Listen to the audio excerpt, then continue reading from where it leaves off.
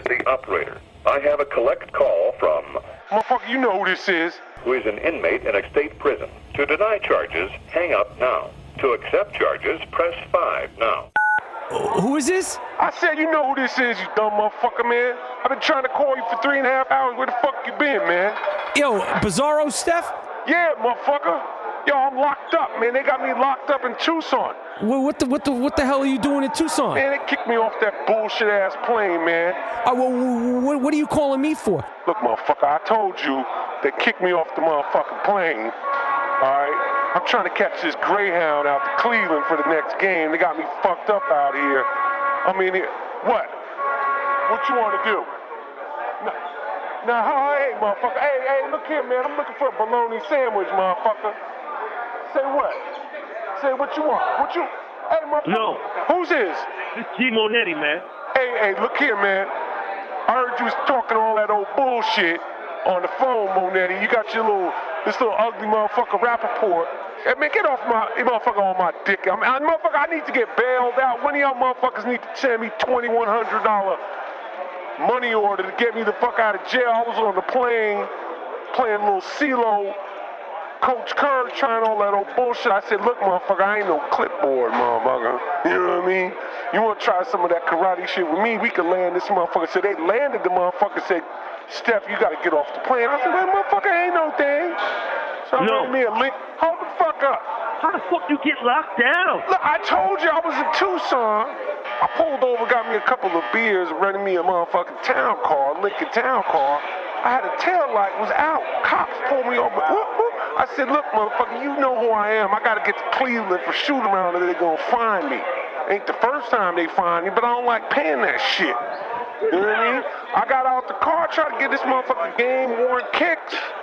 The motherfucker pull out the tease gun. I'm on the ground like, oh, shit. Like, what the fuck y'all trying to do? Steph, you a fool, man. Yes. You a fool. Oh, hold up. Hey, I need like a public servant or something, like a lawyer. Y'all got no motherfucking lawyers out there? Yeah, listen, I'm gonna do the best I can. I don't know what to say. I don't know how to. Where can you find somebody to text me the information to get you bailed out? I don't want you to miss the game and get in any trouble. But I would have thought you would have had. Motherfucker, look. Don't do that double talk shit, motherfucker. Just send me the money. All right, I got to go, man. This call's about to cut. Hello? Hello? It's the I Am Rapaport Stereo Podcast. Live. You down with Rapaport? Yes, I am. Down with Rapaport? Yes, I am. Down with Rapaport? Yes, I am. Down with Rapaport? Yes, I am. You better tune in, IamRapaport.com. Cause every single podcast, you know he drops bombs. I seen him on set, a seasoned vet with true talent. Catch him on his way to CrossFit, rocking the New Balance. He asked me to do the track cause he know I rhyme elite. But I'm just waiting for the Robert De Niro line of the week. Breakfast of Champions, hosted bagel, cream cheese, and lox. This is I Am Rapaport, the show never stops. We might catch him out in public, stretching his knees. But if you don't listen to the show, yo, wig up please. Wig up please. This is the I Am Rapaport podcast. Yeah, this is it. This is the I Am Rapaport Stereo Podcast, coming live and direct from the new Gloom Tomb in Los Angeles, California. We do it.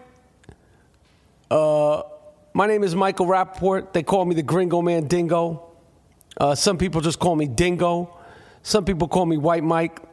So some people call me White Folk. Some people call me Mr. White Folks, etc., etc., etc. I'm in here with my partner, the 2015 podcast co-host of the year, Mr. Moody, Mr. Gerald Moody. Yeah. How you feeling, my friend? I'm good, man, but I'm not your partner, my friend. Yeah, no, I got you. You know, we're in a different climate now, so, you know, things are different. You can't say certain things. Gotcha, brother. Gotcha. Okay. First of all, we have to announce, we've talked about it, and we asked for it, and we actually got it. We said we wanted to go platinum in the month of May. We felt it was coming, And lo and behold, the I Am Rapaport Stereo podcast has officially went platinum during the month of May. So, absolutely. Well, I mean, how does it feel, Mr. Moody? And what we mean by going platinum is that we have had over 1.2 million listeners listen to all the podcasts in the month of May 2016. We went platinum. That means we went platinum on that ass. And as we said, we are throwing a platinum party for the fans. Now, I don't know if we're going to do one in LA, one in New York, or one in LA and one in New York. We just went platinum within the last 24 hours. We just found out about this. We've been popping champagne and popping bottles of Snapple. Ha, ha, ha. And we're just sort of planning it, but we are going to do it. We're figuring it out, but sincerely, all the people that are listening to the I Am Rapaport Stereo podcast, I can't tell you how much the support continues to mean to us. I'm speaking for myself. I'm speaking for Mr. Moody, whose last name rhymes with Duty. The producers, Jordan Winter and Miles Davis, that's his real name, and he's also Chinese. And I don't know what to say. We're a ragtag group, and we started from the bottom, and now we're actually fucking here. So that's right. The I Am Rapaport Stereo podcast is officially platinum. How does it feel, Moody? Like, I mean, did you walk around with your chest sort of poked out today? Yeah, man. It feels really, really good. We have tapped into a sentiment around the world, and it resonated, and the comedy is top-notch. So, of course, we did that. I'm not surprised because I know we've been working diligently to continue to push the podcast. And platinum for the month of May is the first goal we reached. Our next, I say 6 to 9 month, or I'd probably say 6 to 9 month to a year month is to be platinum every fucking week on that ass. Okay? Because other podcasts do it, and if they could do it, no disrespect, then we can do it as well. And again, we sincerely appreciate all the fans and the reviews and the tweets and the Facebooks and the Instagrams and all that shit. We love it. And all the art. We love the art. All the art. All the entire Rapapack, all the representatives all around the world, and of course in the United States. It all means the world to us. So sincerely, I don't even know. You know, we really mean what we say when we appreciate it. All right. So before we get into anything in this I Am Rapaport Stereo podcast, the first thing we have to talk about is the great angel, the one and only, the beautiful person, the beautiful man, Muhammad Ali. Yes. Who, as everyone knows, passed away this weekend. I'll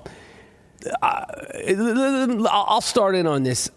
You know, for me, Muhammad Ali has been a part of my life since I can remember. My father always talked about Muhammad Ali as far as I can remember. He was fortunate enough to make his way to the training, the open training sessions in, I believe it was 1971, when Muhammad Ali was training for the first Joe Frazier fight in Madison Square Garden. And he went to one of those training sessions. They were open to, they weren't open to the general public, but, if you knew somebody who knew somebody in New York, you could go there. And there were sports reporters there and broadcasters and celebrities. And my father, after the training session, amongst a whole bunch of people, wind up getting his photograph taken with Muhammad Ali. And that photo has been in my life forever.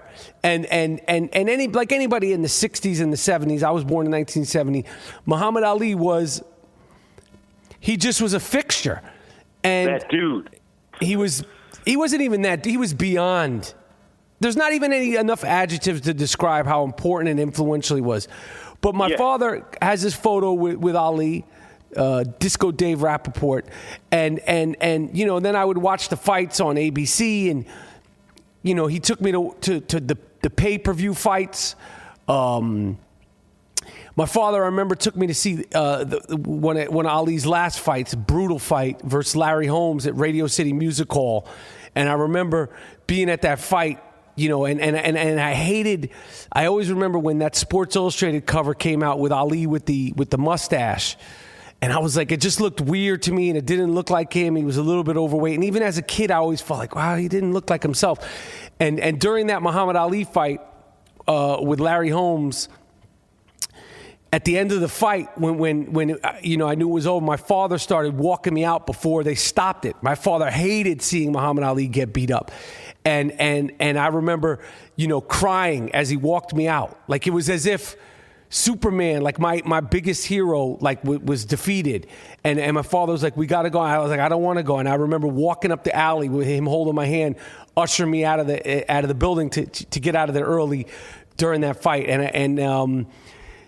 What can I say about him that hasn't been said? You know, my first son's middle name is Ali.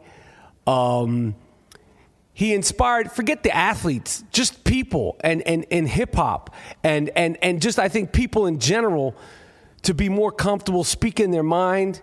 And you know, in this day and age with all the chest thumping and I'm this and I'm that and, you know, all the shit talking that goes on, no one did it like Ali did it, because I think one of the things that was so special about Muhammad Ali was that he was in on the joke. Like, he knew how outrageous it was for him to be saying he was the greatest. He obviously believed it, but there was sort of a tongue-in-cheek quality about him. Like, he knew how humorous it was, the exchanges between him and Howard Cosell were. And there was like a childlike quality about him, you know, and I have to say, you know, it's weird. I've thought about Muhammad Ali passing for a long time because of him suffering, and I thought about it because I knew that for me personally that it would affect me. I knew it would be upsetting because I just know, like, for so many people, you know, you have this relationship with this person although you don't know them. And I think when you've touched so many people, you have this personal bond with them. It's weird, even though you don't know them. It's like you feel like you have taken ownership, like somehow or another he's yours. He's you know, and I don't know. It's just, it's sad to see him go, but you know, I mean, it's a testament to how strong he was that he was able to live and endure the physical, the grueling physical pain that he went through, that I know a lot of it was kept private, and the struggling and to be silenced for so long. Someone who had so much to say, to be silenced for so long, he just is so much. And you know, I've rewatched, there's so many great movies about Muhammad Ali. Of course, When We Were Kings, The Thriller in Manila, which really focuses on, a lot on Joe Frazier and how he felt about being sort of, you know, bullied and taunted by Ali. There's a newer movie called I Am Ali. There's a 6-hour documentary called Ali, The Whole Story, which a lot of his, there's this one of his ex-wives talks, in it a lot and very, very candidly. You know, as great as he was, he wasn't perfect. You know, the ladies loved him and he loved the ladies. And I remember when I would screw around, I was like, listen, if the greatest of all time is going to fuck up, you know, I can too. And I mean, there's just so much material on him. This writer, Thomas Hauser, wrote the book, The King of the World. And the thing about him is that I find fascinating, is like, it never gets boring. It never got old. There's so many films, so many articles, so many stories written about him, and each one is as compelling as the next one. And you know the story, you know the outcome, you've heard it 100,000 times, and it never got boring, it never got old. And I'm pretty sure, I think on the podcast we talked about an article, the last article before he passed about Muhammad Ali in Sports Illustrated. They talked about him now and how he was doing. And they talked about, like, when he would go places, he would literally, people would be brought to tears. Because they just had such a visceral, emotional reaction to him. He meant so much to so many people. And of course. I don't know. I mean, I wanted to just get that off my chest, and see what you wanted to say about the champ. Oh, absolutely, man. I mean, it's special for especially for Black Americans. It's not about boxing. I heard a lot of cats talking about on ESPN. They were talking about he's a great boxer and this and that, but it's not about boxing for us. It's about the fact that this guy stood up for himself and stood up for the common Black person. Now, when I say Black person, I mean we're talking about the mid-'60s. We're talking about that time. So this guy took a stand and said, how do you expect me to be so patriotic and so down with my country? And what's going on in the country is the cops are sicking dogs on Black people, and they're putting water hoses on Black people. So we look at that as him not going as heroic. People look at that as a bad thing, right? What I heard on ESPN. But for Black America to be in that time in the 60s and have that happening and have Muhammad Ali standing up and say, listen, you want me to go all the way over here and fight these other people and everything, but look how you're treating the Black people here. Right. So we look at that as being brave. Other people look at that as being, oh, he's a coward, he's a draft dodger. But is he really?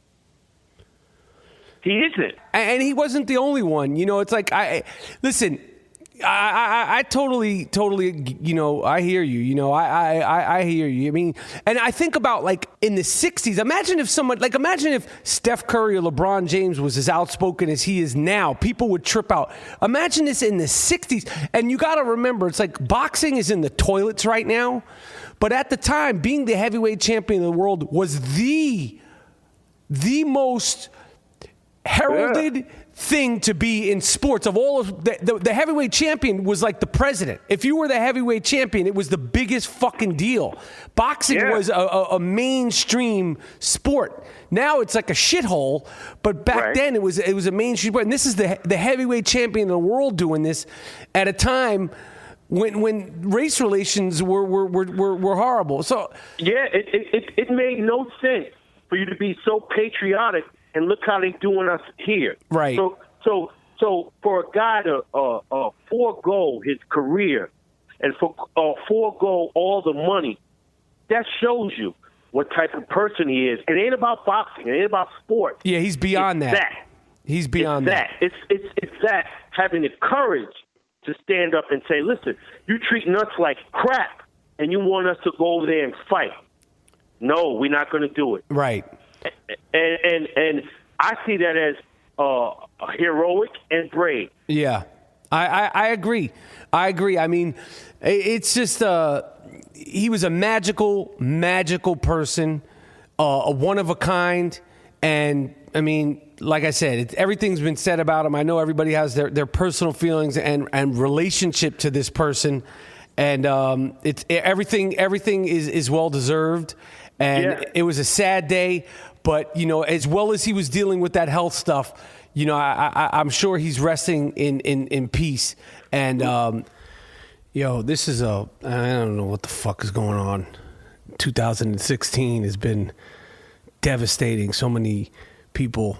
And to find out Kimbo Slice, who, if you don't know him, he's such a great story. Started as a backyard brawler, street fighter, made his way all the way up to the proper professional UFC, was on the reality show on UFC. He passed it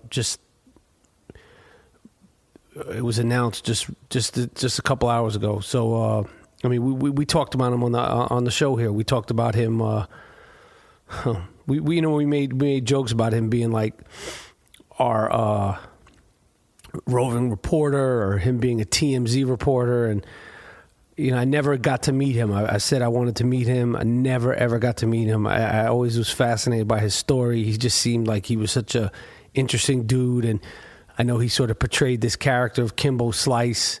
And obviously that shit was real. But from what I heard, Brendan Schaub, the fighter and the kid, we were just talking to him, said he's a great guy, family guy, and just a hard-working dude trying to, make a come up. And that story of being, a backyard brawler for cash money, and then going all the way to the UFC, to me is a true only in America type of story. So just that's devastating, shocking. And I know he was a family dude and has kids. Oh man. So anyway, just rest in peace, Kimbo Slice. Welcome to Play It, a new podcast network featuring radio and TV personalities talking business, sports, tech, entertainment, and more. Play it at play.it.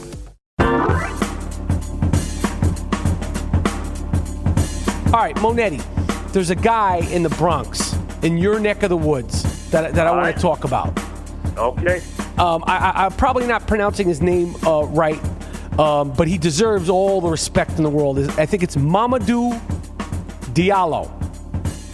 Oh, my man.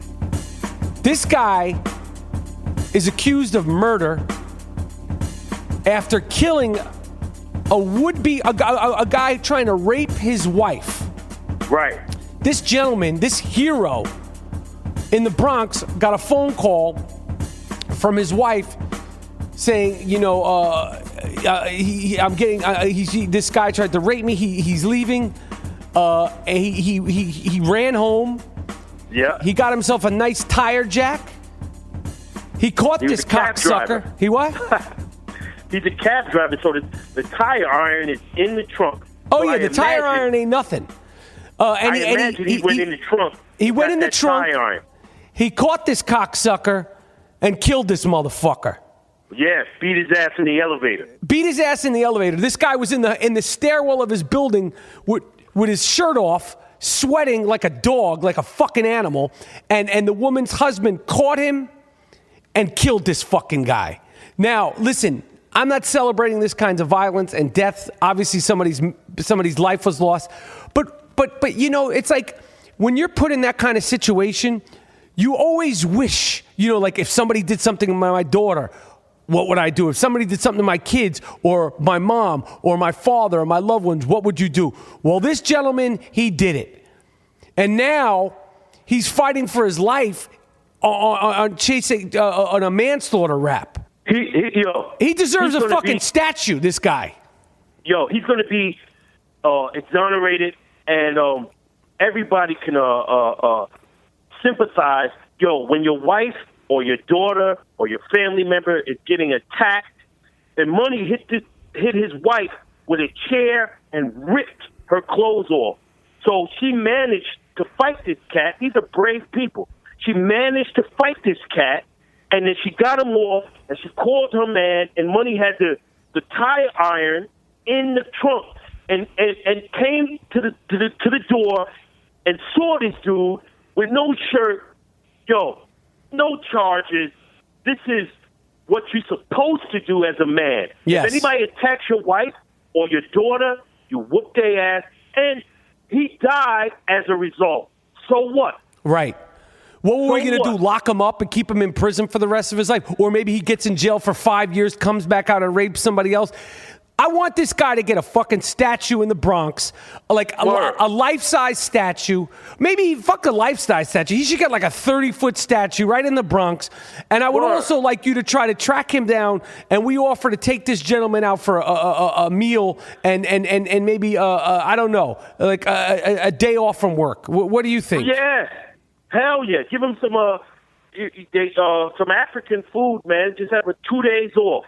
Yeah, this guy deserves a promotion. He deserves his own cab company. And if I were him, I would try to get a sponsorship by a tire jack company. Because if anybody, if anybody deserves to be the spokesperson for Goodyear tire supplies, This guy knows how to work a tire jack. Exactly. He saved the honor of his family. And the person who he killed is a 2 or 3 time loser. This cocksucker's been in and out of jail. So Yeah. I'm sorry that he had to die, but listen, that's what you're a rapist. So it better. I'm not sorry. Yeah, it better that happen than you, because rapists, in jail, that's when they take out the Wonder Bread bags.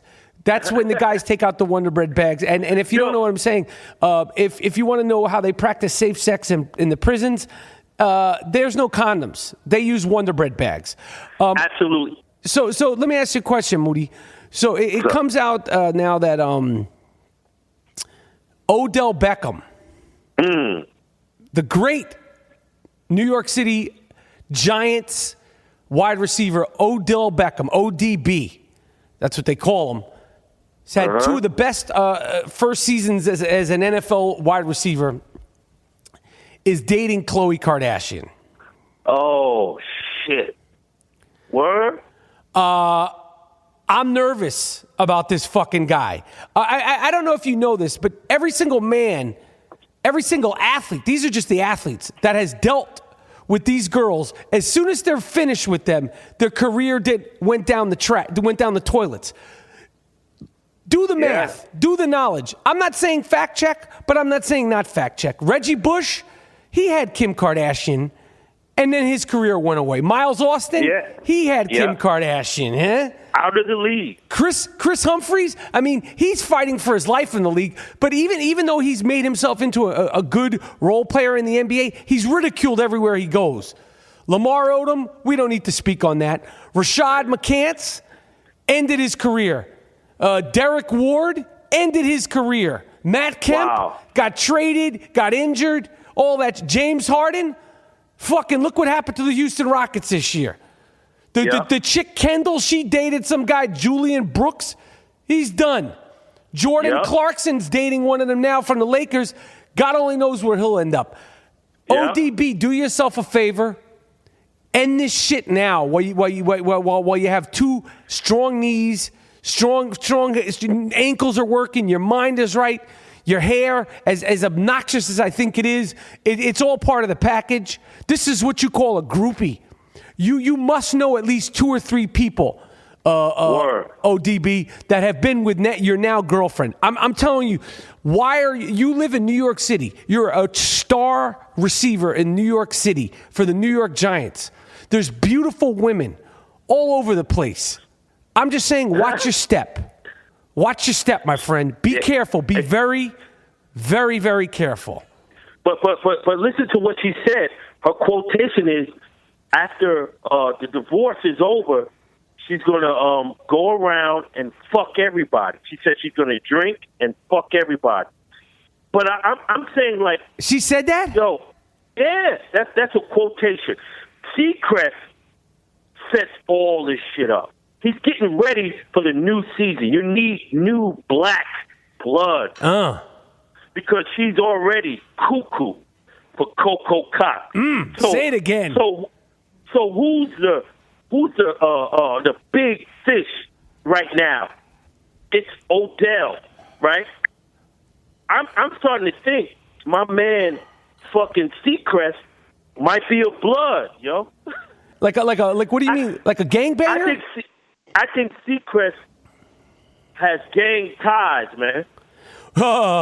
You think he's like the Don Corleone? He's pulling the strings, the puppet strings. Look what he did to Lammy. Yeah, man. She divorced him twice. Not only did she divorce him once, then she turned around and then divorced him twice. Right. People look at this motherfucker Seacrest as like some pure Opie Cunningham motherfucker. This is a blood. Yeah. I hear you. He fucked up Lammy. Lammy is on crack. Damn. Again. He should have been playing ball. He could have been in the NBA Finals and shit, man. We told him to go to China with Steph. Steph is from Coney Island. Steph's got a statue. Steph's got a stamp. Steph's got a museum. He would never get that in Queens or Brooklyn. But it don't matter. Yeah, it's very discouraging. It's very upsetting. Which brings me to my next topic that I wanted to hear you chime in on. I'm only bringing this up because I'm going to give this guy, I'm going to name check him because he deserves to be name checked because I don't think he's qualified to have his job. Some fucking guy, some music critic, and I say music critic with quotations and a lot of sarcasm. This guy named David Turner, who I don't know who he is. I never heard of him. I'll probably never hear from him again. This was his smartest thing. Apparently, he's into yoga and all that. And I'm going to let you know right now, David Turner, because I know you're listening to the I Am Rapaport Stereo podcast because you're going to feel the wrath. Your yoga game ain't dope, Duke. Your downward dog style is not buck wild, my man. All right? I'm about that yoga life. You ain't shit. Your namaste ain't shit. All right? Your salutations ain't shit. And your writing and the fact that you're a music critic is shameful. This guy wrote an article about listening to De La Soul for the first time ever. First of all, how do you get a job as a music critic after never hearing anything from De La Soul? That's like saying you have a job as a movie critic and you never saw an Al Pacino movie. Word. He's a black hipster, which is ridiculous. And he went on to review De La Soul and talk greasy about the entire album and shit on it. And at the end, he said De La Soul is no Major Lazer. First of all, I don't know who the fuck Major Lazer is. I think it's some conglomerate or whatever. Yo, whoever Major Lazer is, he's fucking whack. Who the fuck is Major Lazer? See, that's that abbreviation new shit. Yo, let me tell you something. This guy David Turner, he shitted on the whole album like it was some whack ass shit. And then he's talking about in the article he loves Tribe Called Quest. You don't love shit, Duke. The fuck is you talking about? You don't know anything about and then he said something about Q-Tip. His voice is so calming. As he might not have ever heard of Q. What are you talking about? Because if you don't like De La Soul, you don't like Native Tongues. If you don't like Native Tongues, you don't like yourself. I mean, rap. These guys. Think about the arrogance to have a motherfucker critique a golden age era classic album, right? And who obviously has no, this motherfucker don't know anything about hip hop, and he just pans it. And this to me was a ploy to get attention. Well, you got attention, money, and I'm telling you, you should be ashamed of yourself. You should be ashamed of yourself. And you're talking about a Tribe Called Quest. What the fuck are you talking about? This one and the same. De La, Tribe, Native Tongues. Oh, it's all one and the same. Beat Nuts, Jungle Brothers. It's all one and the same. He said, perhaps I'll listen to De La Soul another time someday. Don't listen to it. Nobody wants you to listen to it. Keep listening to the whack shit you're listening to. You'll be out of business. You're not doing nothing in the music business. You're not no important music critic. You played yourself. And you have no, there's nothing good about 3 Feet High and Rising. Get the fuck out of here, man. You sound stupid, man. Yeah. You sound stupid, man. You sound crazy. And he's talking about yoga. Fuck your yoga, Duke. My hot yoga game is crazy. Word. I know how you get down. I see your yoga out there. You see me, right? You see I get up 6 in the morning. I do my yoga. I'm in there sweating and all that shit. My Warrior 2 pose. Fuck this dude, man. Whack-ass dude. I want to make sure. MTV hasn't been involved with music or the music world. I'm surprised. First of all, you could be a music critic and not get paid. Just so you know, I'm gonna really let you know, this guy, this quote unquote music critic, he might get a few bucks to write a review, but he ain't making a living off of doing that shit. So you're not fooling anyone, okay? He's a music critic, but he doesn't know. He wasn't born. He said it. He wasn't born when this shit came out. So MTV, why are you summoning this fucking guy? That's like he's sitting there and listening to, I'm going to listen to a Jimi Hendrix album shitting on Jimi Hendrix. Or, what are you talking about? You sound dumb. You sound stupid. And he's prideful that he doesn't like this shit. Fuck you, David Turner. Yeah, fuck you, David Turner. You know what, David Turner? You get a wigger, please. Yeah, sucker. The Iron Rapaport Stereo Podcast is sponsored by Casper Mattress, an obsessively engineered mattress at a shockingly fair price. Time Magazine named it one of the best inventions of 2015. You can try a Casper mattress for 100 nights risk-free in your own home. If you don't love it, they'll pick it up and refund you everything. It's made in America. Buying a Casper mattress is completely risk-free. Go to Casper.com, CASPER.com/Rapaport, RAPAPORT. Use the promo code Rapaport. You get $50 off any mattress. Terms and conditions apply. My entire new house, I just finished moving into my new house. Casper mattresses, top to bottom. Now they have sheets. Now they have pillows. Everything about Casper is fantastic. I have a little pool in my house. They're sending me a Casper pool mattress. I mean, ooh, it's really, really nice. Go to Casper.com.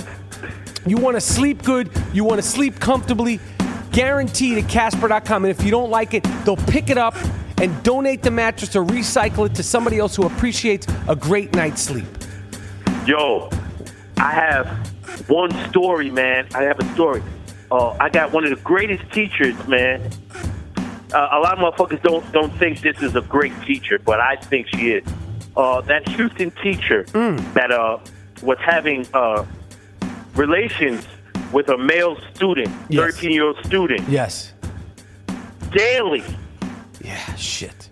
And everybody's lambasting her. She's on the run, apparently. Yeah, but I'm saying, do you know what that teacher could teach you? You know what I mean? Like, what a lucky young man. Like he's 13, she's 24. And cute, pretty. Bad. Huh. Now imagine you in class, you're doing calculus, and homegirl is after you, and she's teaching you sexuality. You see, and they really gonna put her in jail, but she loves him, and he loves her. Yes. No, I get it. She's on the lam. She's like Thelma and Louise out there, right? I believe her name is Vera. Vera Rodriguez or something. I can't remember. I don't fact check. If you never listen to the Iron Rapaport Stereo Podcast, it's very true. We don't fact check anything. Leave them people alone. Let her go. Which people?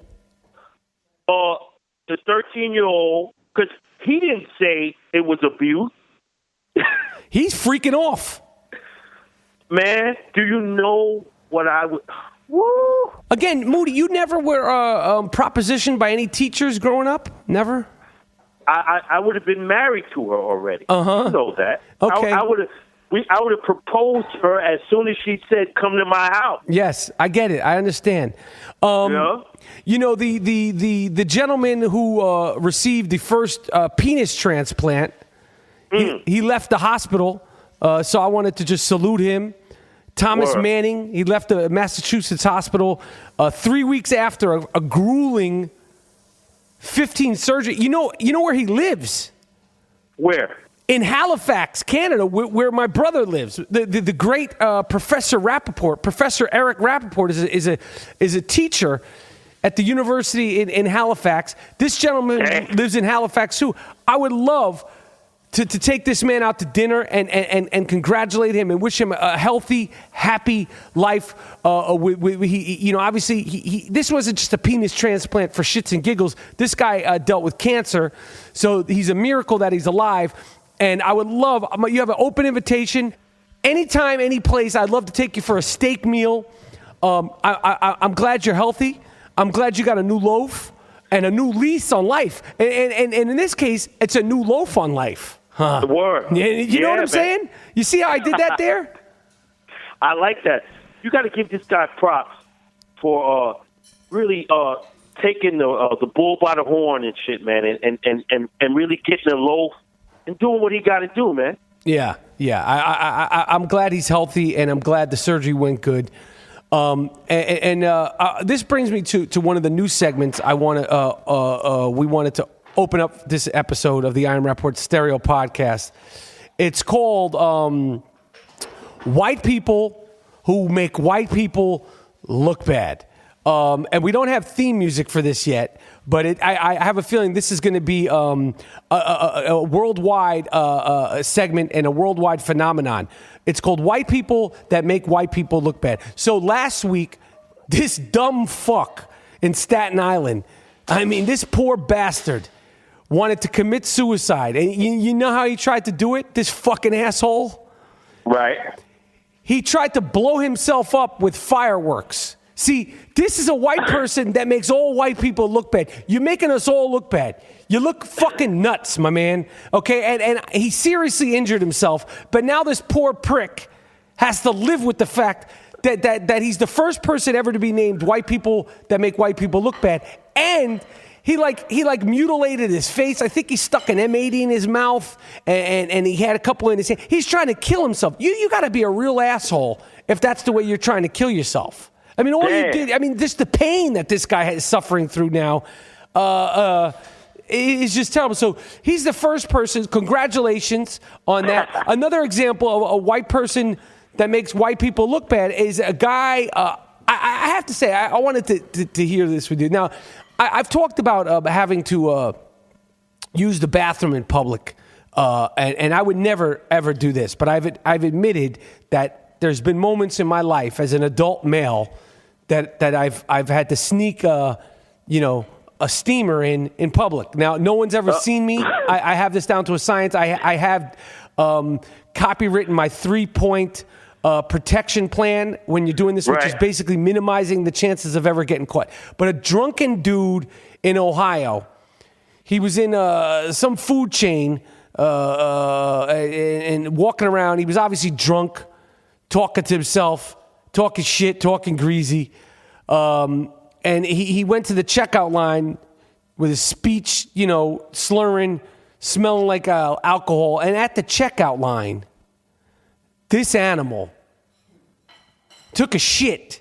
And it's kind of like a Rite Aid type of place or like it's a pharmacy. He took a shit at the checkout line. They called the cops. And he was arrested they probably put him in the cooler to cool off and put him in a man diaper and got him. Another example, white people that make white people look bad. So I want to just point that out as congratulations. And, it's a brand new segment here on the I Am Rapaport Stereo Podcast. This award is earned, not given. It's called the Sick Fuck of the Week. This guy's really sick. Lock him up. How could you do it? Don't let him out. Damn, you fucked the dog? You what? You fucked the dog? Why would you fuck the dog? Why would you fuck your girlfriend's dog? What? Sick fuck. The sick fuck of the week. It's earned. Earned. Not given. You did. What? No. No.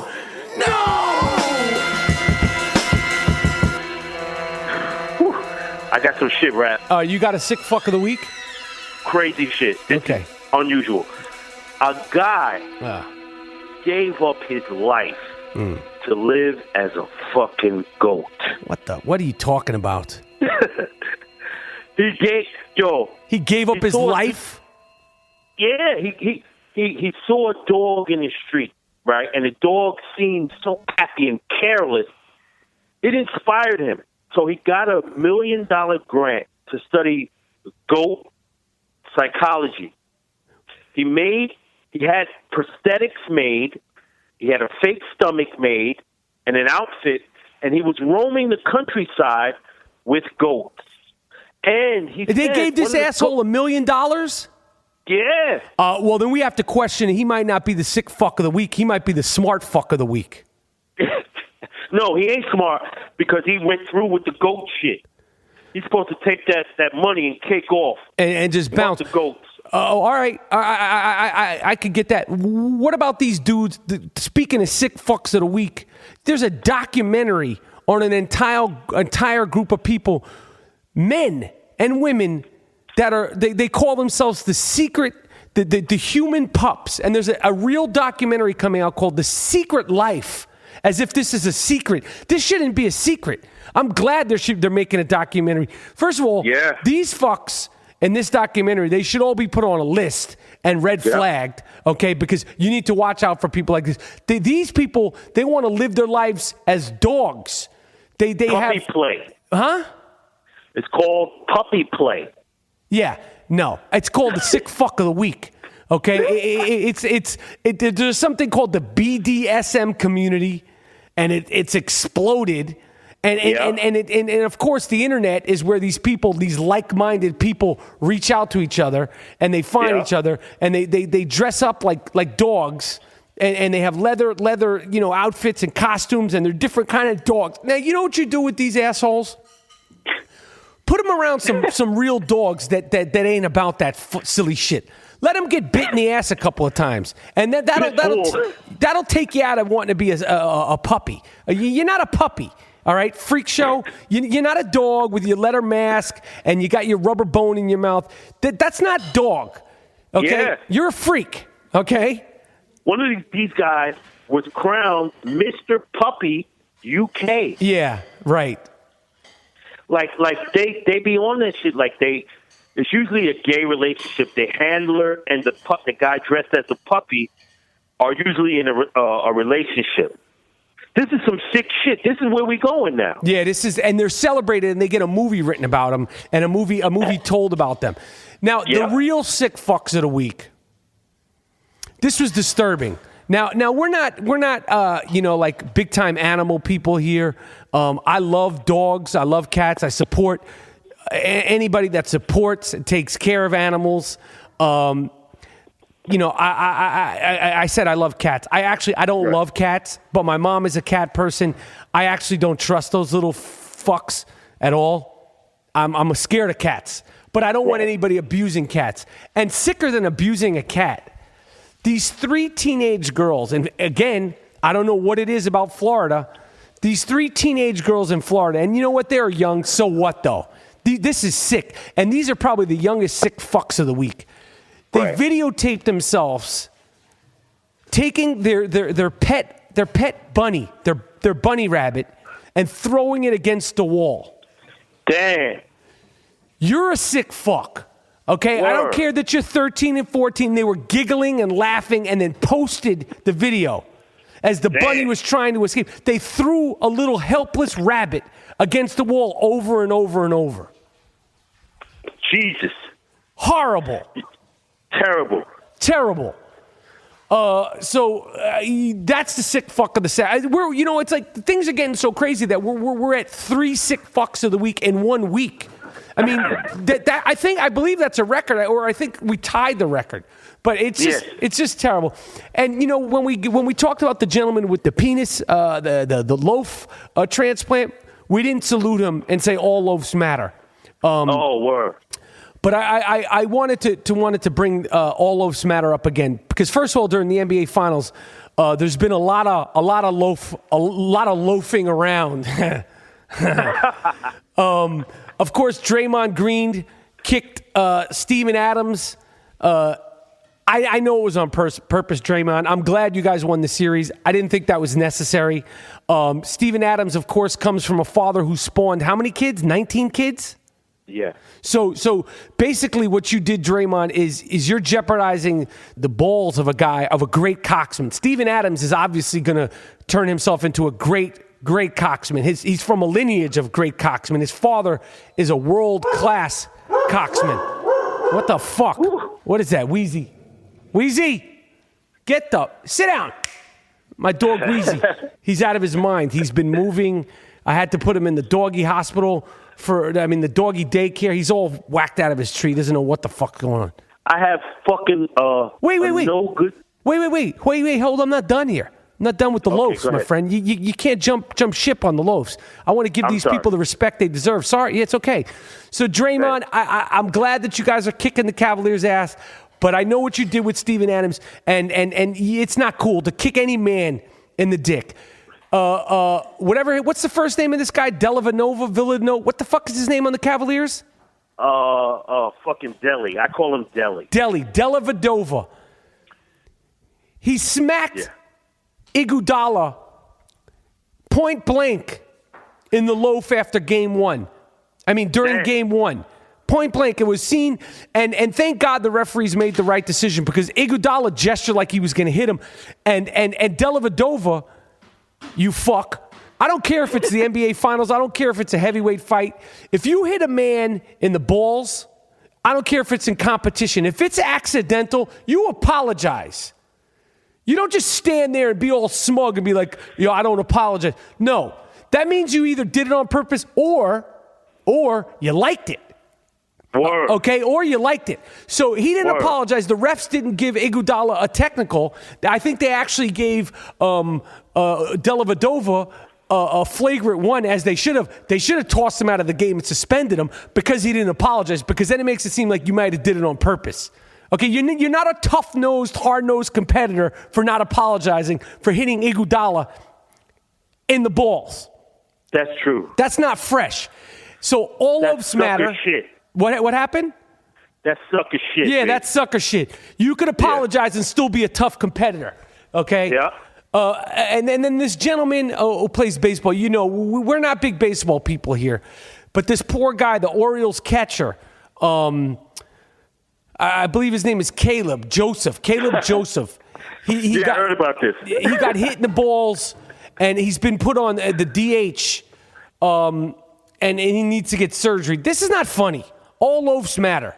Word of mother. All Loafs Matter. So I'm wishing this guy a speedy recovery. I don't laugh or make jokes about any of this stuff.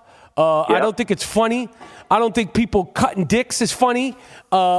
Men, women, or anybody in between. Which brings me to my fourth and final All Loafs Matter comment of the week. I don't know if you heard of this, Monetti. What's up?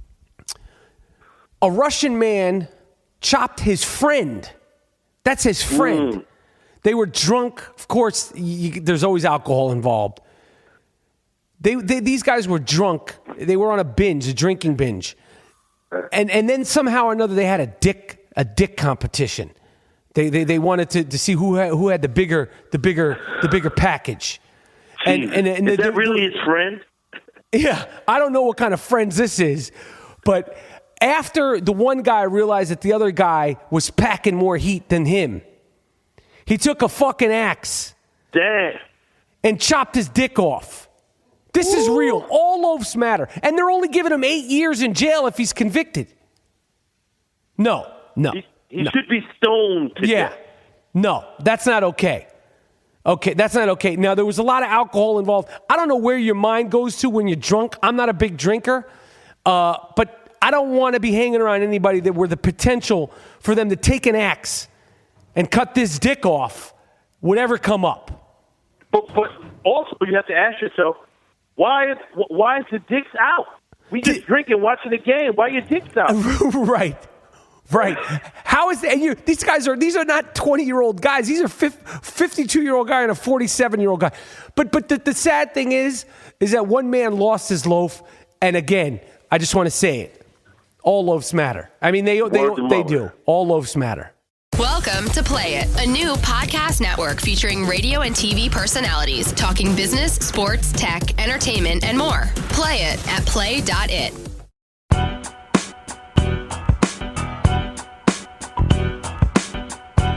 Now, in the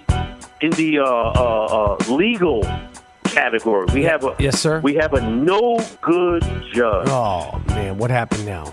The no good judge, Aaron Persky. Where is he? Gives a convicted savage rapist only 3 months in prison.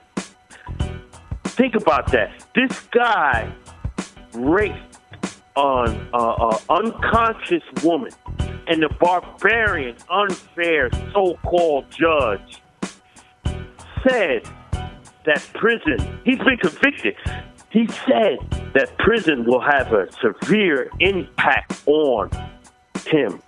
No Brock shit. Turner. Of course it will. And he said, also, I don't think that he will be a danger to others. You see what we're talking about? That's what we're talking about. We're showing, we want to highlight the vast bullshit. This guy is a convicted rapist. The guy gave him 3 months. This is a savage, barbarian judge. Animal. Who should be locked up. Yeah, he should be let him be locked up with the guy he's in there for 3 months and see how that works out for you. Yo, this guy, if you see this case, this is Brock Turner. He was convicted of 3 felonies. Man, and he gets 3 months. See, this is what we mean by no good judges. No good. Who will fucking give all these like a slap on the wrist. Right. And we know why you're doing it. Right. We know why. And speaking of a slap on the wrist, did you hear about this guy? This guy, this is a dumb fuck. This asshole, you dumb fuck. There's a guy who spent 5 months in Rikers Island without knowing his bail was just $2. You dumb fuck. You stupid cocksucker, you.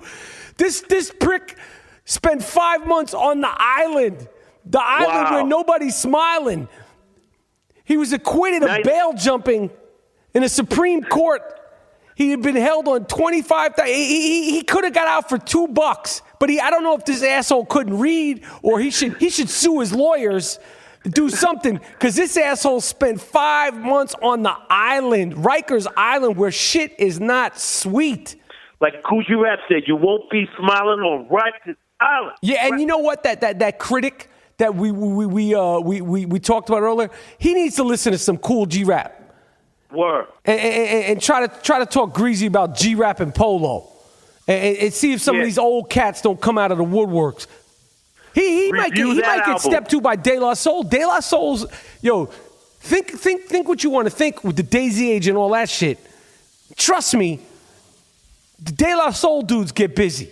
So if they may want to come out of, I know they're older and they lost the beat as we all do, and they're chill and they're all positive and all that stuff. But Maceo from De La Soul, he's lucky he would never say any of that shit. Yo, your first album is whack, dude. Get the fuck out of here. Let me handle that. De La Soul, Tribe Called Quest, all those groups from that era are the guys who springboarded hip-hop music to where it is today. Right. So you have Melly Mel, you have T-Ski Valley, you have all these guys, early 80s, and then we get it in 86, 87. They grab the baton and they take it to another level. So you can never diss these people. Ever. You can never diss them. I guarantee you this asshole never listened to Eric B. and Rakim. I never listened to any of it. He never listened to the Jungle, but he doesn't even know who the Jungle Brothers are. I guarantee you this guy doesn't know who they are. He doesn't know who the Beatnuts are. He doesn't know any of that shit. He's just a hipster fuck who talking about he does yoga. But there's no such thing as a black hipster.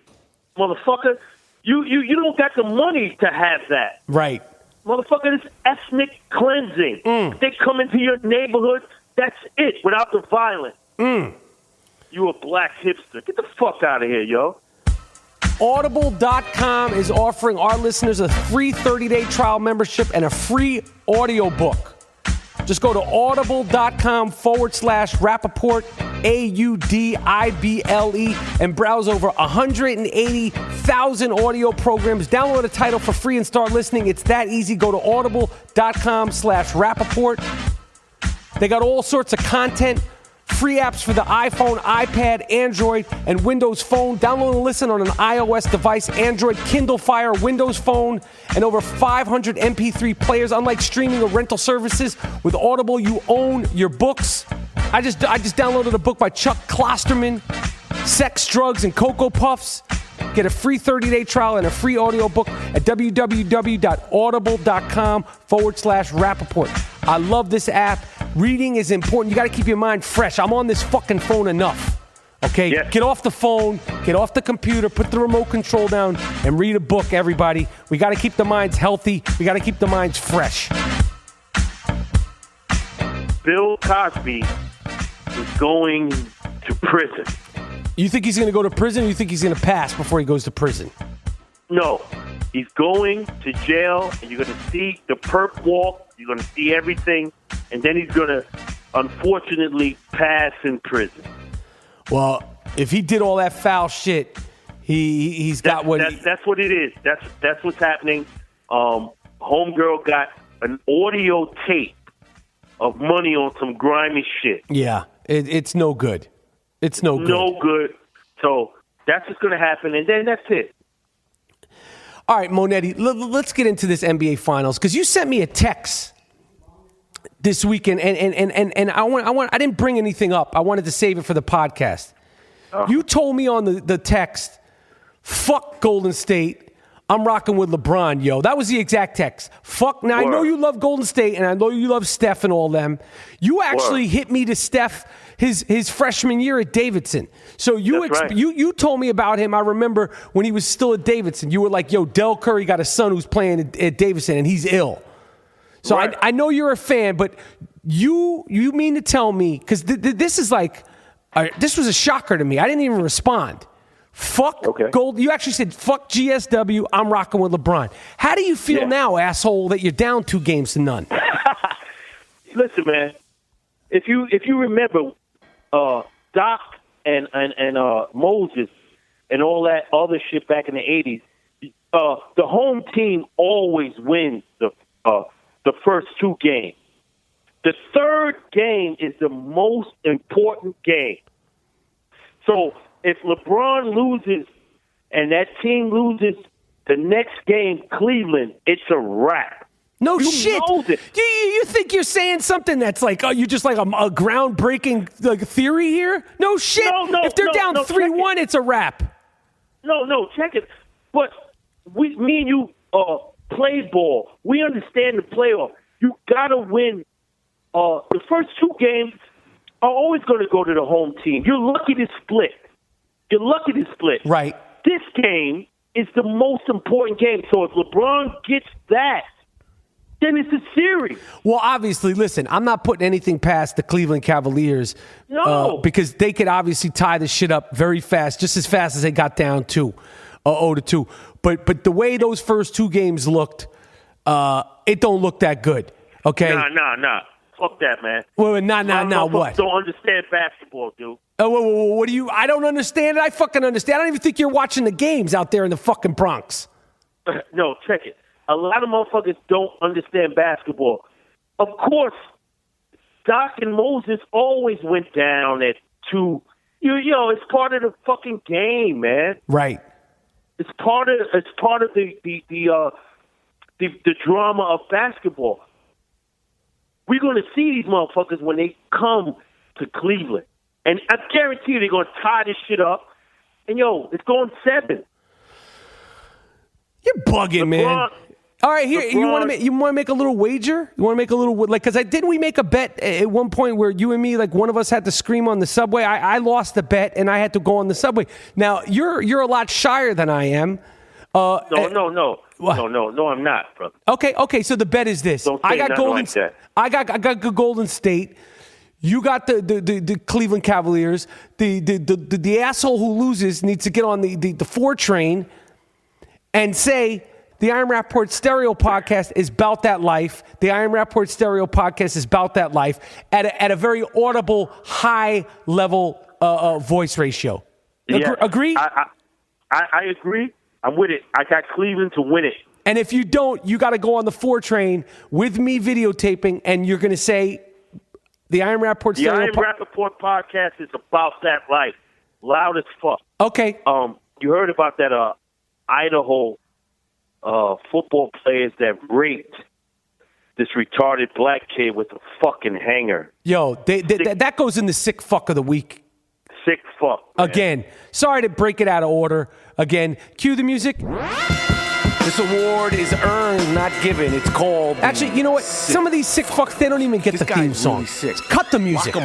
These people don't even get the theme song. You're not worthy of a theme song. Think about it, man. These little fucking towns, they be kicking all that, we Christian and all that. Yeah. Y'all motherfuckers are savages, man. Yeah. That whole crew that did that to that retarded kid, you're going to get worse when it's all said and done. Yeah, when it's all done and said and all said and done, you're going to get worse. Hey, speaking of your Cleveland Cavaliers, I wanted to ask you a question. What do you think compelled your guy, Iman Shumpert, to get a jerry curl in between games 1 and 2? And correct me if I'm wrong. I've never had the pleasure of getting a Jerry curl. This is like a thing you need to go to the saloon and get. Salon, motherfucker. The salon. He had to go to the salon, and obviously it took a lot of thought. So while he was in Golden State, in between games 1 and 2, he went to a salon and said, hook me up with a Jerry curl after losing the first game convincingly. And it's not like he scored 60 points in game 1. It was like, yo, I'm going to show my ass game 2 and come in with my shit dripping. No, that wasn't the case. This guy had potential to be a really good player, Shumpert. He was a really tough defender, and I don't know what would compel a professional basketball player who's not playing well to bring that sort of attention to themselves. And some of these guys would be like, yo, basketball's not my life. Okay, I get that, but it is your fucking job. And it is a once in a lifetime. You're a diamond in the rough if you have the opportunity to play in the NBA, and it doesn't last forever. And the fact that you're thinking about getting your hair done in between games 1 and 2 shows me your team now, Moody, ain't ready for this shit. Second, that's why he's doing it. He wants attention because he's riding the pine. You see, so he put on that Cisco shit. He getting 5 minutes in the game. So if it's the finals, you gotta imagine he's walking in with all the stars. Oh. So why not try to do something that would garner attention? We play ball. If you're not getting no burn, you are an afterthought, right? So why is he fixing his hair? Right. He got his shit looking like Boogaloo Shrimp. He looks crazy. He looks crazy. Like that means he was in the hotel putting on the S curl, burning his hair and flopping it over his eyebrow. Yo, if Ty Lue wants to gain any respect, what he will do before Game 3 in the shoot-around at the Cleveland Arena is he will put Iman Shumpert in half court and be like, yo, you need to cut your shit right now, Duke. If Ty Lue wanted to get respect to that team, that's how he does it. Make Iman Shumpert cut that shit. I would. At some point, you got to take a stand as a coach. Billy Donovan, that's why that motherfucker is not in the playoffs now. He had these motherfuckers dancing around. Right. That's why you gone, and you had him up 3-1. You see? Now, if you were serious and say, listen, we got to win this shit because we're going to go to the championship, but you didn't do that. No, you didn't do all that. You had this motherfucker out here dancing and all that old bullshit. Yeah, all that old fly 3-1. Shit. You see? Yeah. Yeah, this is the Iron Rapaport Stereo Podcast. Hold on, we'll be right back. Let me hear some funk. All right, Mack Weldon is a New York City-based company that lives and breathes New York. They make the best underwear, T-shirts, socks at MackWeldon.com. Even soft-ass sweatpants and sweatshirts that are comfortable and wash and dry great. They don't lose shape and integrity. Comfortable, soft, lightweight materials. You could shop online or on your mobile device and check out in less than a minute. Go to MackWeldon.com, MackWeldon. Mack Weldon wants you to be comfortable and look good. It's perfect for the guy on the run or the guy going for a run. Personally, I'm a little bit of both. Use the promo code Rapaport, RAPAPORT, for 20% off your Mack Weldon underwear, socks, and T-shirts. I can't tell you how comfortable and soft and everything is tucked and held really nice when you wear the underwears, especially when you wear the boxer briefs. Go to MackWeldon.com. I swear by it and I wear it every day. Yo, Paul McCartney, after spending so much time and in the studios and shit with this guy, Kanye West, he described him as a crazy guy and a monster. Yo, let me tell you something. I've had enough of this fucking guy. His last record was a brick. I listened to it over and over and over. They're not even playing it on the radio stations, and the radio stations will play anything that has to do with this guy just to appease this guy. And didn't he almost cause a riot in New York City the other day? Yeah, Webster Hall. It was after hours party that was slated, but it was so many people and it wasn't planned. They didn't do it. Listen, so we don't need that shit in New York City. We got enough problems. Do this shit in Chicago. Yeah. We like funky beats, B. Ask Jay-Z. We like funky shit. Yeah. You're doing all that sucker shit. Yeah, we're not into all that. And I saw this little documentary short on Vice, the Vice network, which I respect, but they make it seem like the world's coming to an end. I watch HBO's Vice. What a depressing fucking show, man. Holy shit. Everything on that HBO's Vice, it seems like literally like you're scared to leave the house. There's like bugs that'll kill you if they bite you. You can't go to this country. You can't go to that country. There's rape and killings over here. There's rape and killings over there. They're dropping bombs over there. But they have this show on Viceland, which is more like a pop culture show, and they explored the culture and the city of Las Vegas, the good, the bads, and in betweens. And they did this thing on these DJs. These fucking EDM. I don't know if they like to be called EDM or electronica DJs, and they're making millions and millions of dollars in one fucking night. And this one guy, he's really popular DJ, and I'm not knocking the hustle. God bless him. But his name is Afrojack. You ever heard of this guy, Afrojack? Fuck no. Afrojack don't even have a fucking afro, okay? Which right there is an insult. Why is your name Afrojack if you ain't got no afro, Duke?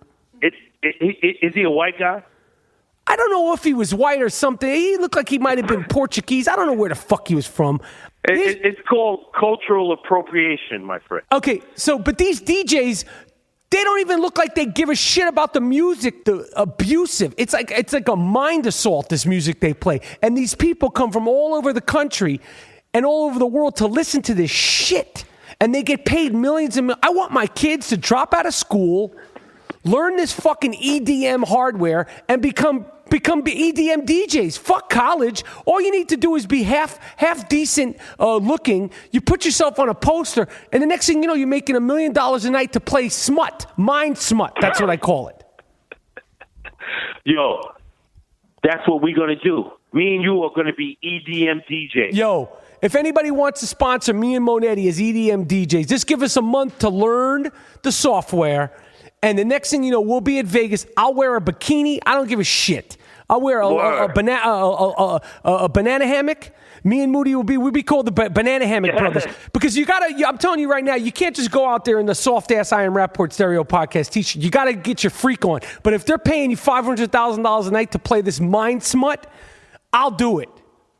Oh, and before we leave, I want to talk about Durant and Westbrook. Go ahead. You were laughing. Yeah. At my man because you thought you had the series done. Yeah, you thought it was sweet. Right. You was like, oh, he doesn't defend, et cetera, et cetera. How does it feel to be up 3-1? Bout it, motherfuckers. Win the championship. Bout it, motherfuckers. Good. That's the quote. You know, all this crap they say on the pregame and the NBA and TNT, they're all fantastic. But at the end of the day, bout it, motherfuckers, win the championship. Exactly. So anybody who's worth their salt has always closed out the series when it's 3-1. And your identity is that of you are loser. Ah, shit. So you come to the game with your Olivia Newton-John shit on rap, right? And then you laughing at the MVP. Right, you're laughing and giggling at the MVP. Now, he's on course to win 2 championships, and you have none. I hear you. Right? Yo. So, Westbrook, since you're wearing a lot of clothes from the 80s, it seems like. Well, we wore Wallabies in the 80s. Right. We wore Taylors. We wore Lees, and they were baggy. So why don't you exhibit that style from New York City? Yeah. And I'm sure in Inglewood, they had the motherfucking Dickies. Huh, Rap? Right. They had the Dickies. They had all that. You ain't wearing none of that. You wearing Olivia Newton-John shit. And they don't wear that in Inglewood. BVDs. Mac Why don't 10, you what wear you some got to BVDs say? in there? Word. The Iron Rapaport Stereo Podcast is proudly sponsored by SeatGeek. SeatGeek is always the first place I go to look for tickets to a game or a concert. It's easy and fast. It helps find you the best deal for an event that you want to go to. I have the SeatGeek app on my phone. Trust me, if you're looking for tickets to an event, a fight, a ball game, and you want honest, upfront prices, go to SeatGeek, SeatGeek. Unlike StubHub, SeatGeek shows you the full tickets price from start to finish and never surprises you at the end with huge fees and all kinds of craziness at the checkout. To get your $20 rebate on tickets, download the free SeatGeek app. Go to the settings tab and click add a promo. Enter the promo code Rapaport, RAPAPORT. SeatGeek will send you $20 after you made your first purchase. Download the free app and enter the promo code Rapaport. Trust me, if you want to try to get tickets to the finals, I would go to SeatGeek. NFL's coming up, go to SeatGeek. Any concert, any event, go to SeatGeek.com. I love it. I can't tell you how much it saved me money. Every single time my kids want to go somewhere, I go to SeatGeek. You should too. Takes all that work and hassle out of shopping for tickets. All right, this is the I Am Rapaport Stereo Podcast. I'm sorry that we got interrupted earlier by that collect call from Bizarro Steph Curry. I don't know how we're going to try to help this guy out. I don't know. I'm gonna try to Western Union him or something. I don't know. How do you bail somebody out from a prison in downtown Tucson? Not my problem. I would think he would have people that could help deal with these kinds of things. But for some reason, he wants to call me and make everything like I had something to do with it. The next episode after this classic is an interview on game day for Game 3 with the great Rod Strickland. Rod Truman Strickland, High School. I can't tell you how excited I was to talk to him. Iconic NBA player. He's Kyrie Irving's godfather. Great stories. He's a coached under Calipari in college, and now he's assistant coach at another school in Florida. I got to ask him everything. He was fantastic to talk to. So that's the next episode. Soft ass I Am Rapaport hard body karate t-shirts are available at districtlines.com/I Am Rapaport. My name is the Gringo Mandingo. My partner is... I'm not your partner. Oh, I'm sorry. My co-host is... G. Monetti. And this is the I Am Rapaport Stereo Podcast. We're going to take you out with some funk right here.